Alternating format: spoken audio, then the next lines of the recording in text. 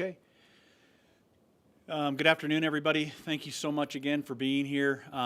Today, unfortunately, we are gathered to talk about another tragic event that has occurred in the city of Aurora, and unfortunately has involved Aurora police officers. And that is the shooting that occurred last week at the Conoco gas station over on Havana Street.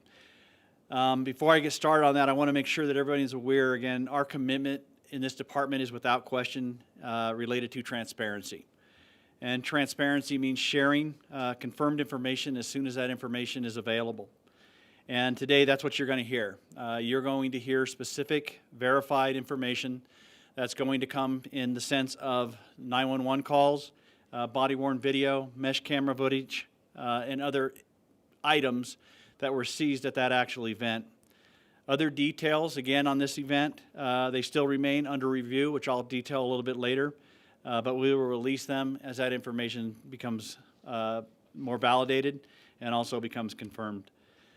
So again, I want to provide some clarity and some information on where we are right now in the officer-involved shooting that took place on September the 18th at 290 South Havana Street.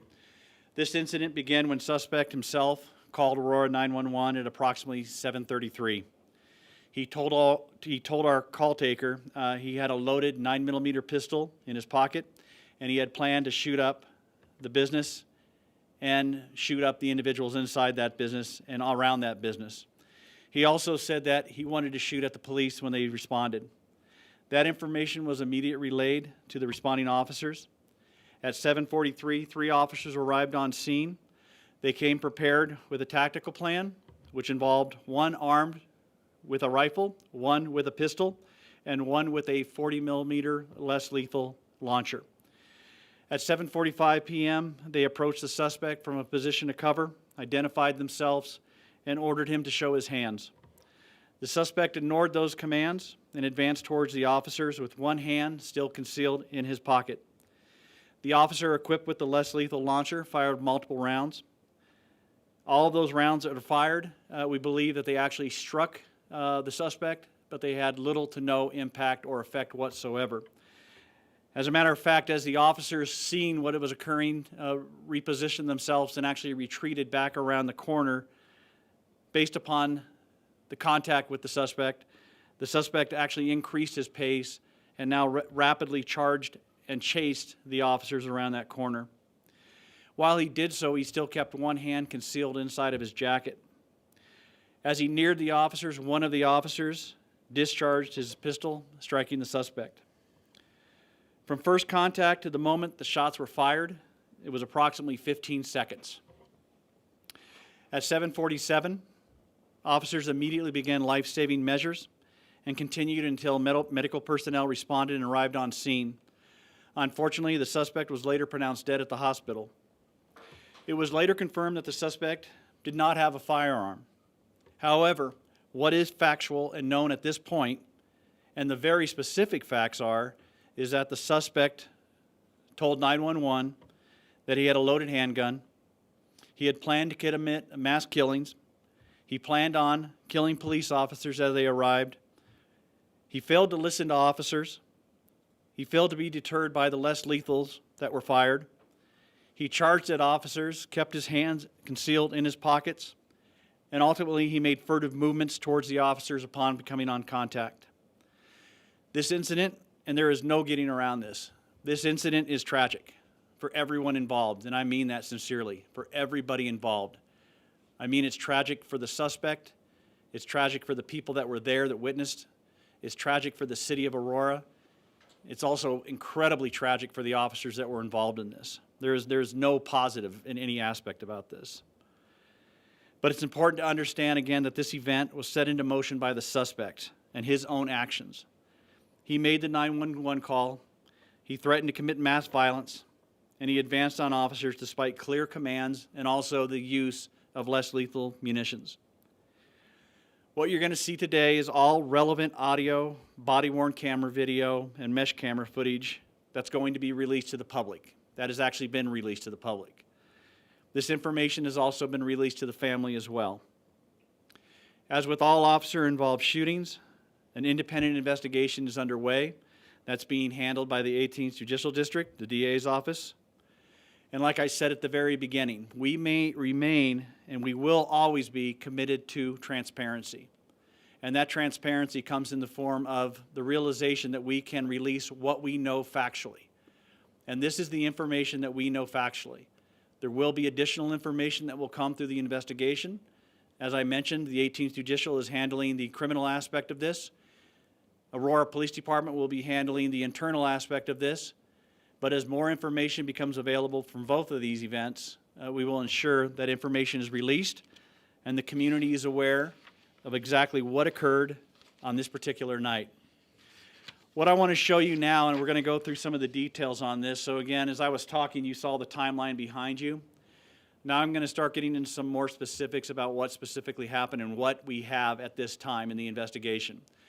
Again, I want to be very, very clear. There is still facts that we do not know about, and those facts are based upon the actual individuals involved in it. Those facts are based upon the officers that were interviewed or being interviewed still. That information, again, I am not going to speculate on the officer's perspective, his view, his opinion, but what we are going to do is give you information that we have that is tangible, that is real, that is something that we know factually is here and available. And I want that availability to be seen by everybody in the community. I also want it to be seen by the family, and I also want it to be seen by this organization itself. So what we have at 7:33, again, the suspect calls Aurora 911 and makes the following statement. I'm actually in here with a 9mm pistol. I'm about to shoot the place up, and the cops need to come here right away. Okay, sir, can I have you exit the building? No, I'm going to stay in here. That's... Oh, okay. Is there a reason why you want to do this? Honestly, I'm looking for the cops to show up so I can just shoot at them. Was there anything that led you to this place today? Anything going on? No, not really. I'm just tired of the cops. Okay, where's the gun right now? In my left pocket. Your left pocket. Inside my sweatshirt. Inside your sweatshirt, okay. Thank you. Have you approached anybody in the store at all? Just asked for the address and a phone. That's about it. Yes, okay. And I'm sorry, what kind of gun did you have again? Was that a 45 you said? A 9mm? 9mm, okay. Is the gun loaded? Yes. It is, okay. Were any shots fired? No, not yet. So that again is the actual audio tape of the suspect who called into Aurora 911. At 7:36 p.m. again, a call is dispatched to our officers as a threat involving a weapon. And what you're going to hear now is that audio tape of what was actually dispatched to the Aurora police officers who responded to that event. Anybody that can include for this threat, 290-290 South Bass Street at Conoco. It looks like we have a caller on the phone saying that he has a gun and is going to shoot up the building, also that he wants to shoot at police. He's using the business phone from this location to call. Anybody for that one?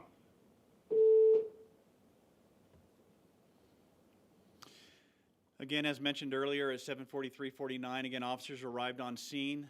Again, this was not an uncontrolled event. They gathered together. They came up with a methodical and systematic tactical plan on what they would do, what tools they would use. They actually made contact and gave orders to the individual to show his hands. You will see in this next video, which will be played in just a second here, again, he actually leaves the business, goes out onto the island, and is basically in a waiting posture for those officers to respond. The officers actually responded on the far side of the building and got together, formulated this plan, and then they moved up on the individual at that island to make sure that they could exploit their tactics, make sure that they could exploit their surroundings, making sure that they had the opportunity to do an intervention with that individual as opposed to just driving up and getting right in the middle of something that they were not prepared for. So what you're going to see on the next tape is that actually unfolding. Then you see the individual who actually chases, moves quickly and rapidly and almost basically chases the officers, and a 40 millimeter is fired, which is a less lethal tool.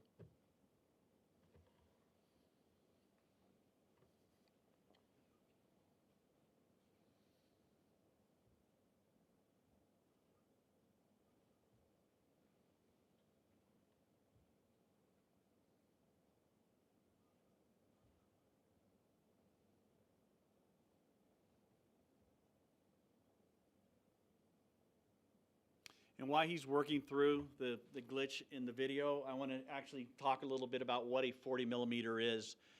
Again, in law enforcement, we often throw out terminology and tools, and we have the expectation that people understand, but it's imperative that people do, because this is the tool that was used, or a tool similar that was used on that night. And what it is, it's a 40 millimeter launcher. It shoots out a projectile. This is what the round itself looks like. It goes into the tubes and the placement of the magazine of the weapon itself. The projectile is a hard rubber substance, and when it gets expended, it uses kinetic energy, which is basically the force of the action itself that strikes the individual. What we know now, again, we are still in the investigative process, so we know that this tool was fired. I don't know specifically on the number, but we know that on the ones that were fired, made contact with our suspect.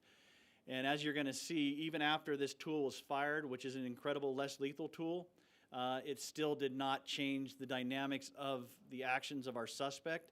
It actually increased his pace. He actually then began to chase our officers around the corner. And let's see if we got that working now.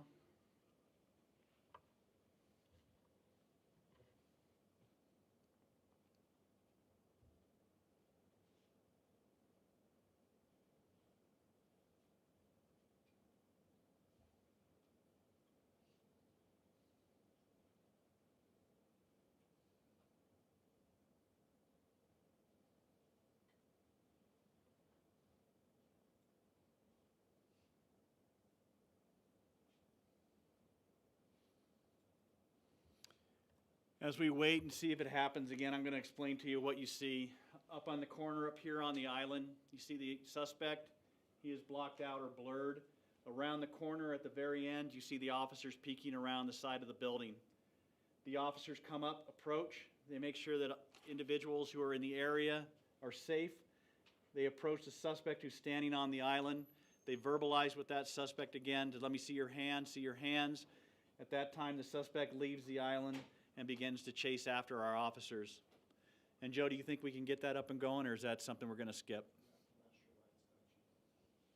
All right, well, can you go to the next one, and then we'll come back to that one maybe. So after that event occurred again, what you'll see is the officers repositions. They moved around the corner of the business to get distance and cover. The suspect, again, actually chases the officers. One officer, as he is moving backwards, the suspect runs up on him with his hands, and you can still see it in the video. He'll run up on the officer, and he actually has his hands secreted into his jacket, where again, to recall, when he called Aurora 911, he made specific statements that the 9mm pistol was in his jacket or in his hoodie area. And we'll see if that video plays.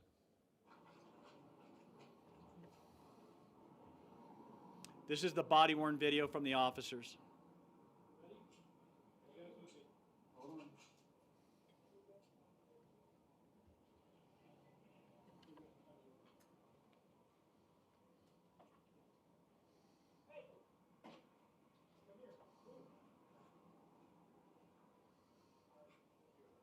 One of the northwest corner.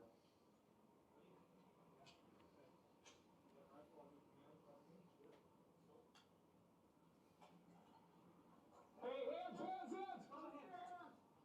Show us your hands! Show us your hands! Let me see your hands!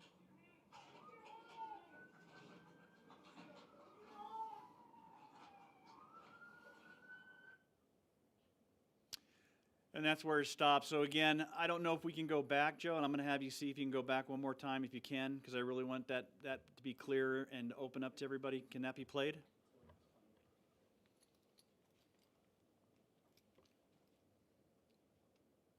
Again, this is from the mesh cam that was out there. You see the officers approaching. The suspect is moving now towards the officers. The 40 millimeter round that I explained to you is being deployed. The suspect then actually goes into a full run, chasing the officers who flee or retreat around the corner. As he does so, he approaches the one officer with his hand still secreted inside of his jacket, at which time the officer fires the rounds. So again, that is what we are looking at. As this event unfolded, again, we're looking at factual information that we know at the time, and what we know now is that this is a tragedy. And again, I'm going to say this in exactly the same way I started this. This is a tragedy.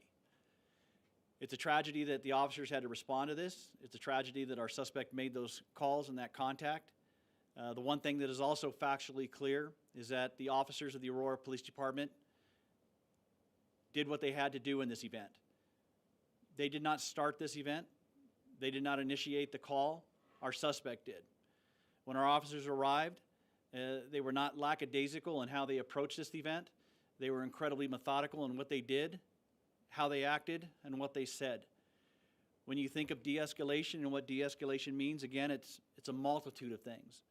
It's about positioning. It's about awareness of what's occurring in and around. It's about the time that you give for something to unfold. It's about the resources. It's about your options and your legality, what is expected and what's not expected. And I really want to stress into all of this conversation, again, the time frame that this unfortunate event occurred in. From the time the officers first made contact with the suspect to the time that the suspect charged around the corner and hit up the officers, it was 15 seconds. In 15 seconds, the officers repositioned, the officers gave verbalization, the officers gave awareness, the officers used resources, the resources that I mentioned earlier, which involved the less lethal, the 40 millimeter. The officers, again, exploited everything that they could possibly exploit based upon the situation that unfolded with them in front of them in 15 seconds. So again, as this event is being investigated, I want to make sure that the community, I want to make sure that everybody is aware that we will provide all information that's available, that's factual, and that's relevant. As I stated at the beginning of this conversation, the 18th Judicial District Critical Incident Response Team is doing the independent investigation. Again, I think that's also very important. This is not an investigation that's being conducted, as all our officer-involved shootings, by Aurora personnel. This is being conducted outside. Aurora Police Department, as I mentioned earlier, will look at the internal investigation about what happened administratively. What was sound, what was not sound, what was good, what was not good, what was indifferent. So with that, I would like to go ahead and open it up to any questions that anybody has at this time. Chief, how many times did that officer fire and how many times did the suspect hit? Yeah, again, and right now, that is still something that's going to have to be confirmed by the officer's interview. He has not been interviewed yet. We can look at the tape, we can hear the tape, but I don't want to give out the specific rounds until that officer articulates out to that investigative board what he did or did not do. I don't want to set any parameters in front that could compromise or change the investigation or the interview. But what we do know is that the rounds that were fired, that we believe were fired, definitely made contact with the suspect. And as you could see in that video, had absolutely no impact whatsoever. It actually increased his dynamic charge towards our personnel.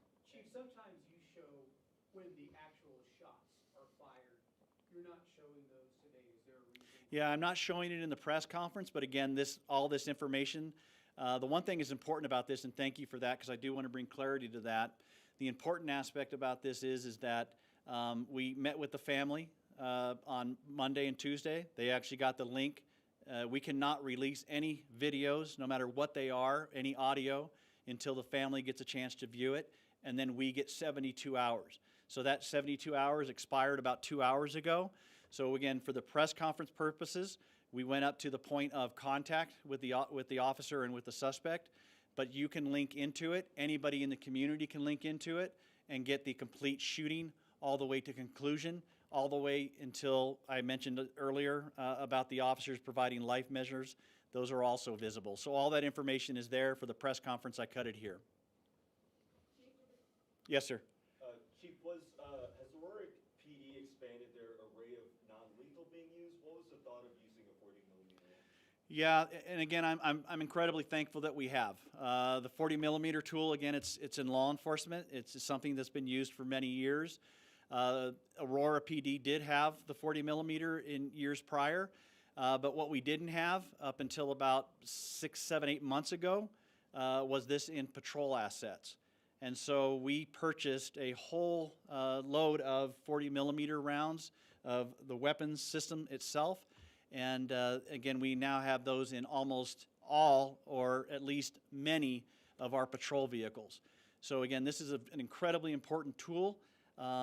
We hope that it decreases our limited number of officer-involved shootings. We hope that it decreases some of the contacts where our officers have to use force beyond this. And again, that's what we're hoping for. But the one thing that's important about this tool, and I think is so important about what those officers did that night, is that, again, it was methodical. It was very tactical. They didn't just randomly pull up and get it over their heads. In that brief period of time, based upon the severity of that call, and that's something I really want to put out too, is that call was a severe call. That call was not a call of, hey, we got a guy who's acting strange out in front of our buildings. That call was a call from the suspect himself, who said that he was going to commit an active shooting situation that could have involved any community member in the city of Aurora or anybody in this metropolitan area. He said he had a gun, he said he had the intent, and he said what he was going to do specifically.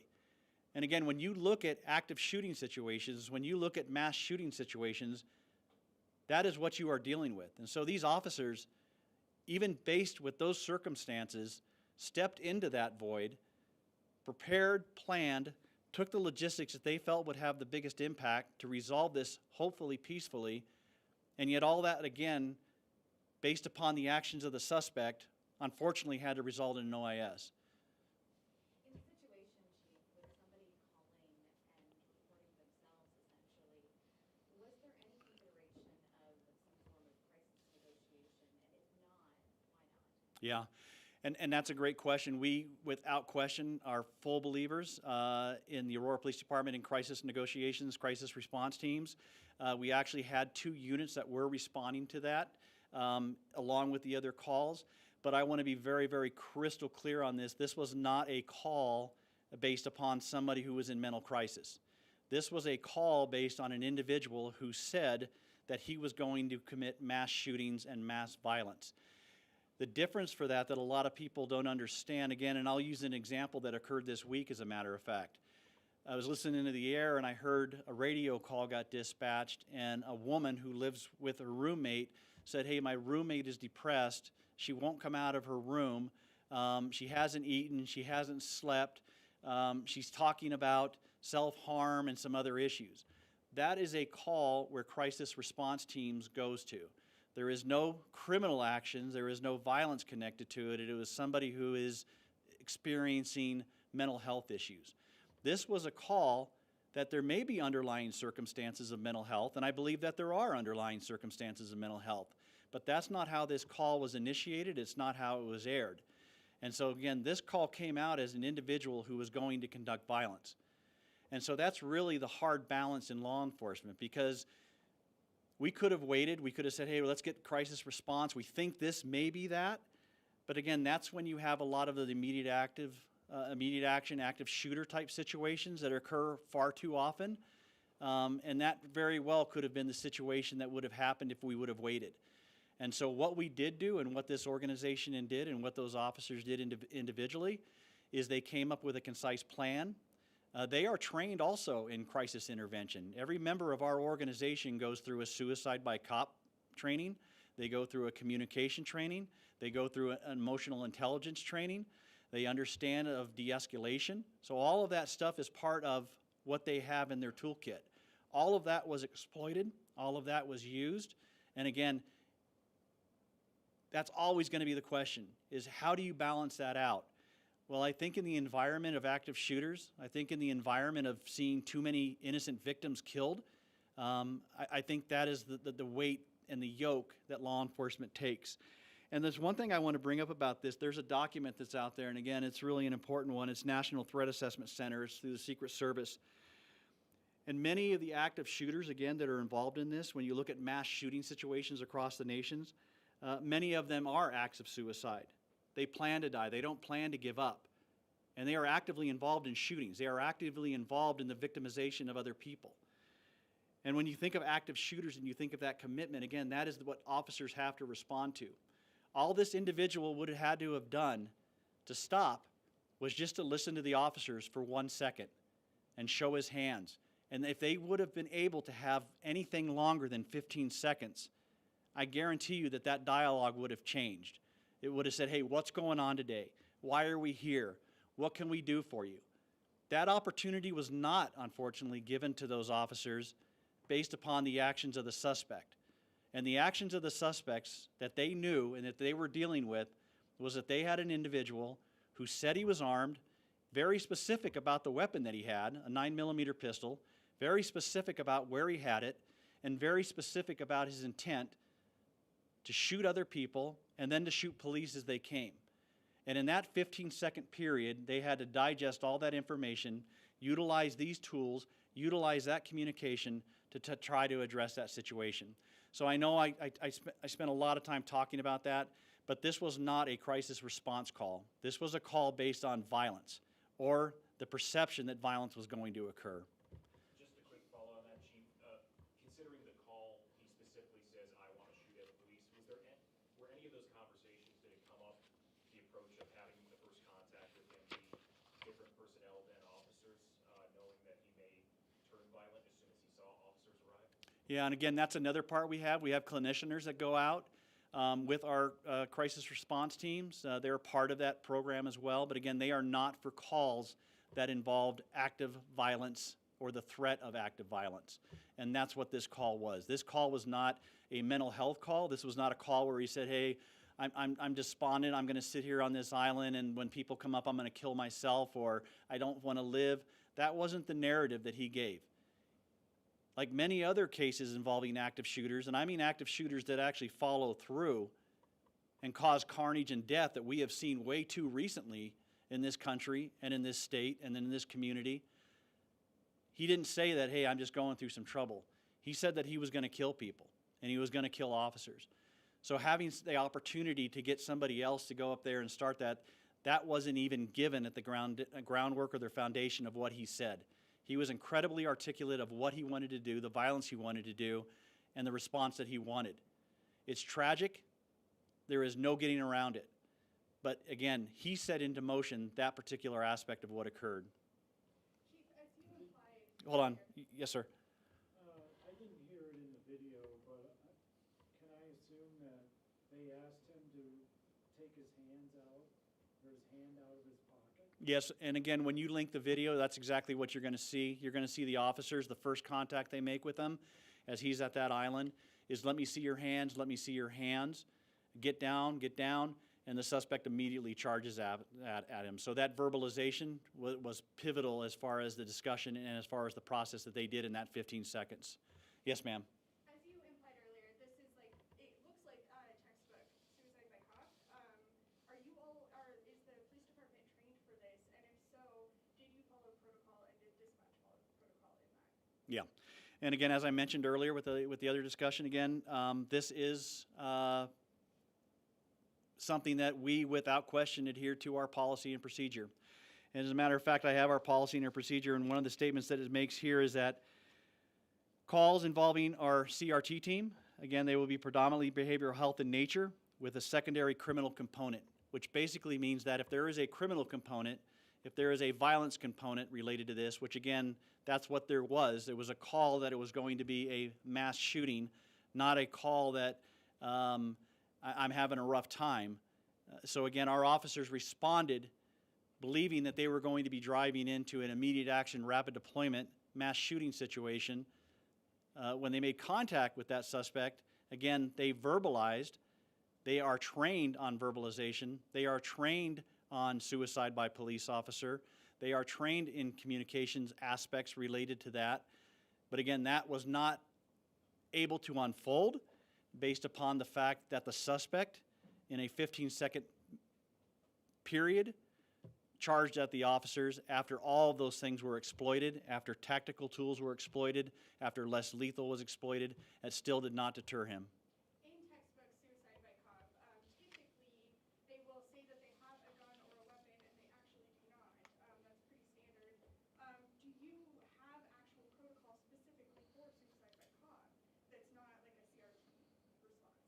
Yeah, and I mentioned that already. We do have training.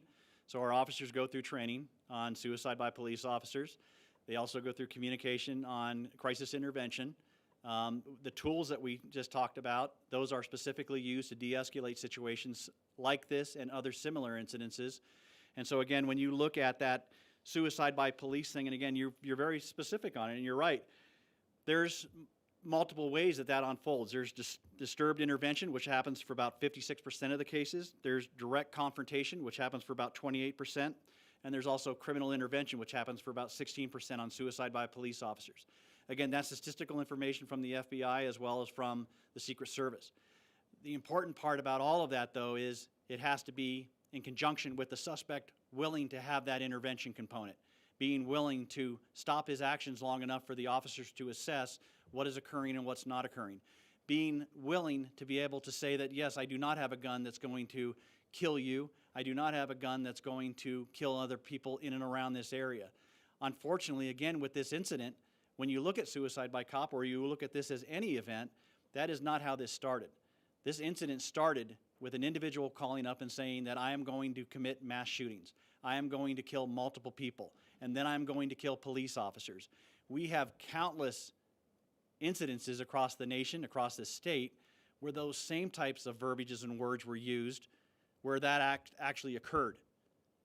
And again, I think had there been remiss by our officers to respond to that and that incident, that there is still no clarity about if that actually would have occurred, then we would be asking a lot of different questions. How come you didn't respond to that immediate action rapid deployment? How come you waited and got somebody who is a clinician to come and talk to somebody who is talking about mass shootings and violence?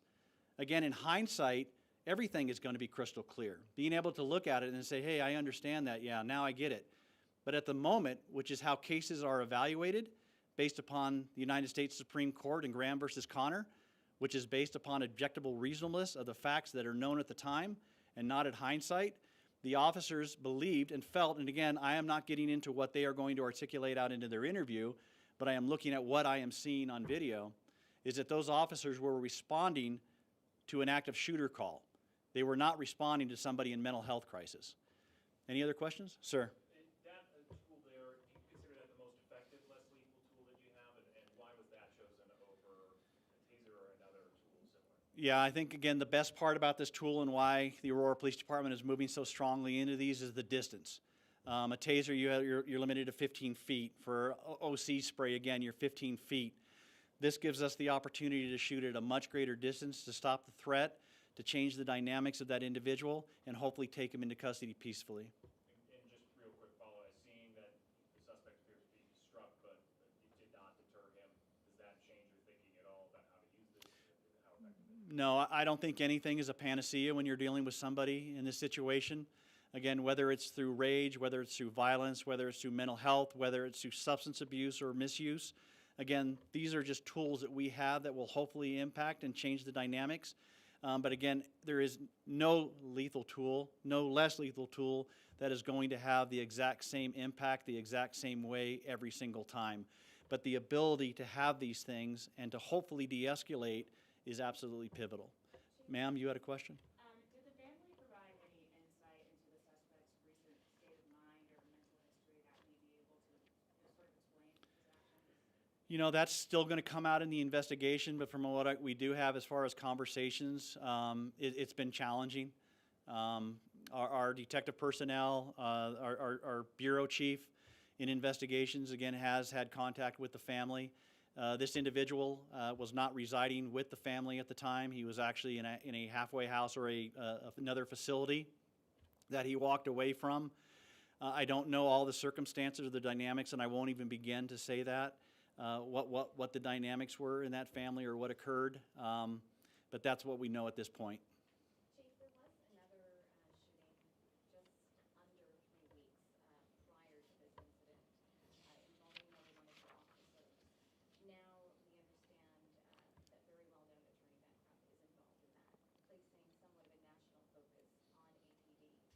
As the chief, how do you feel? And is that expected to prompt any sort of action in terms of reviewing protocol and maybe changing the way things are done in these situations? Yeah, you know, and again, that is a really interesting question, and I think it really deserves discussion because each incident, again, even if it's close in time, is based on its own merits and its own actions of what occurred.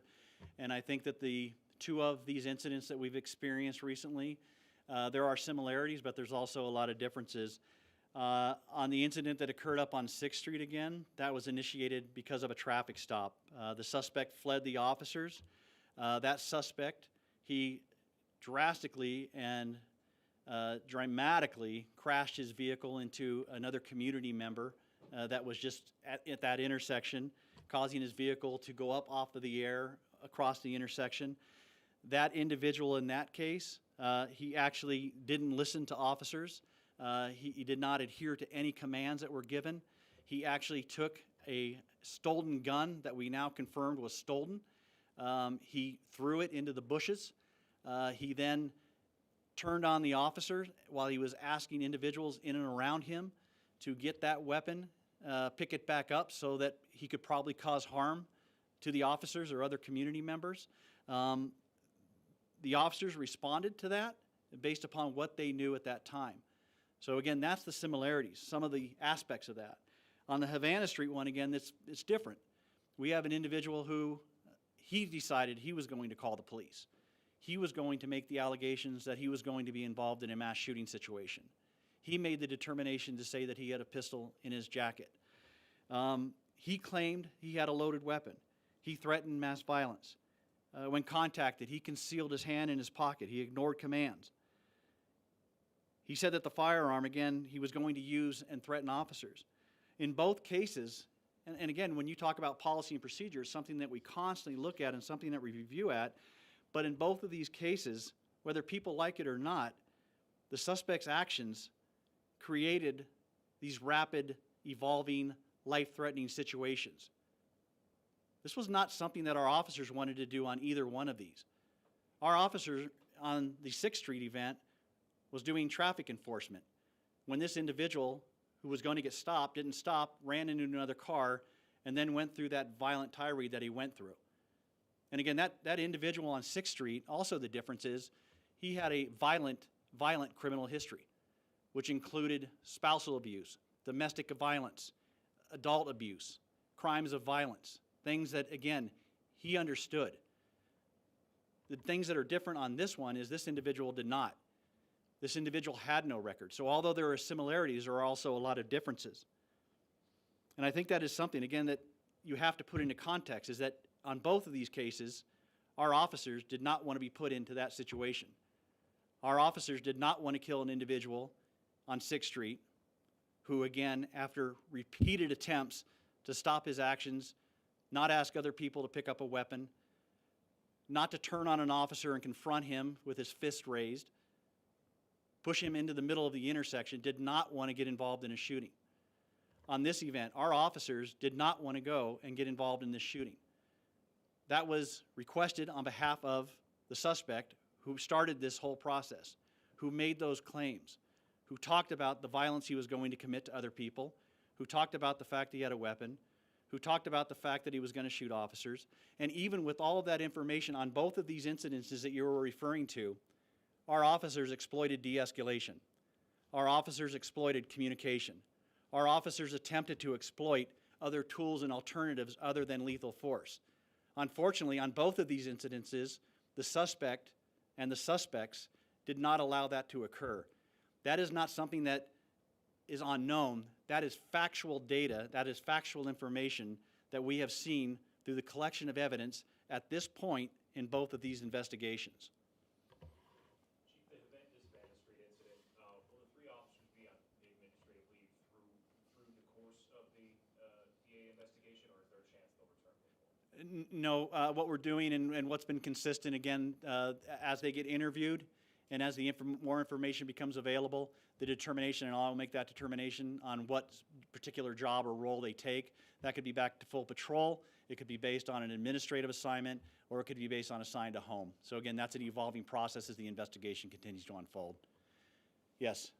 So if, once again, sorry, but if this was more of a textbook suicide by a police officer, it also seems like even this, Rajon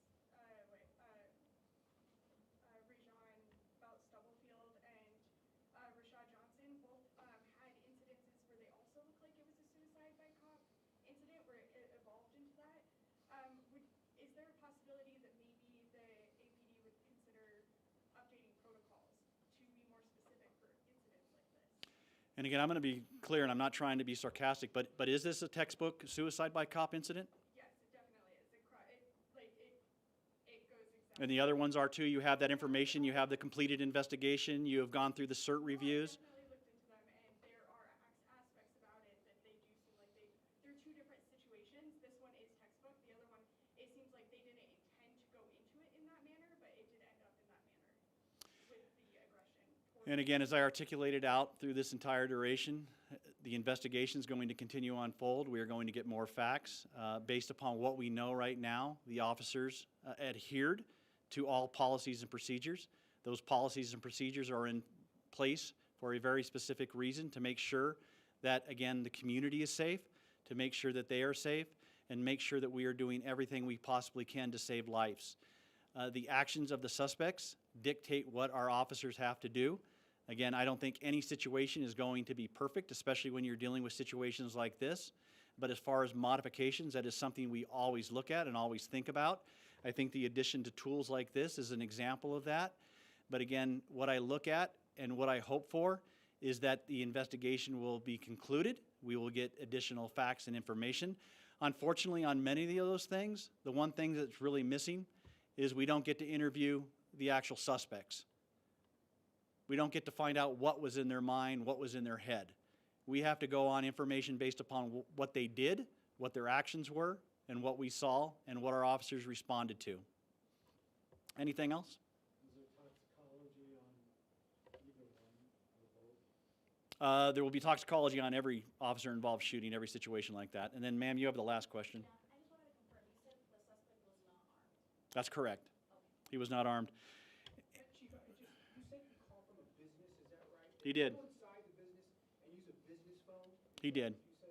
Yep. He actually went into the Conoco gas station and used that phone. And that's where I think you said previously that the owner locked himself into protecting. Yes, he did. And there's one thing I want to throw out too, because again, you bring up different items and different issues related to officer-involved shootings. And I want to be very clear about what this department does and how important this aspect is to us and how much we track it and how much we focus on it. In 2024, on our officer-involved shootings, we had a total of 5 officer-involved shootings. Those officer-involved shootings occurred with over 257,053 calls for service.